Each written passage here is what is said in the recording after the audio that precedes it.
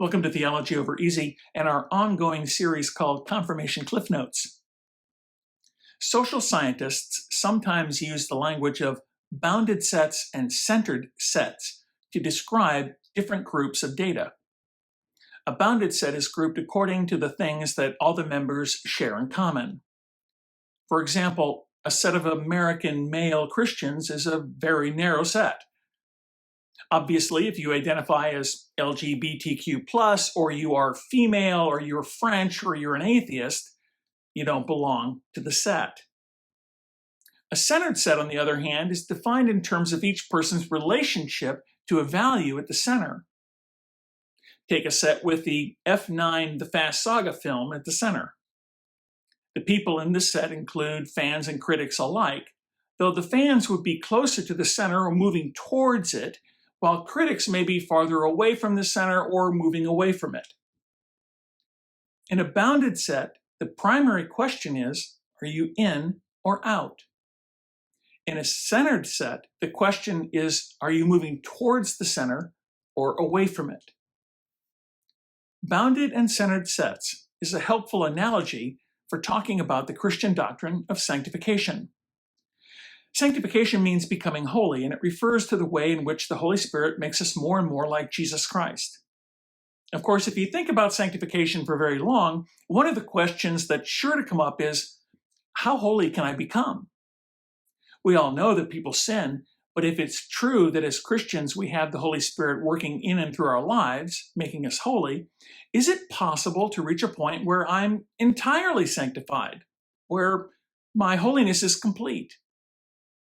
If asked, I'm confident most Christians would say that it isn't. Even Christians who've been following Jesus for decades would say that they still feel they have a long way to go when it comes to holy living. Yet even though the Bible doesn't come out and say it directly, it does appear to leave open the possibility that entire sanctification is possible. In Philippians chapter 3, Paul says that though he's not yet been made perfect, still he presses on to take hold of it. And in John's first epistle, also chapter 3, he says that no one who lives in Jesus continues to sin. One of the reasons passages like these give us trouble is because we tend to think about sanctification in terms of a bounded set. In that kind of framework, holiness is defined by a very narrow set of traits, and anyone who is inside the circle is holy, and anyone who's outside the circle is not. Does the person smoke or recycle? Does the person have the right opinions about climate change or social justice? Each of these questions determines who's in and who's out, of course, but each question also makes it less and less likely that anyone could meet all the criteria and be included in the set.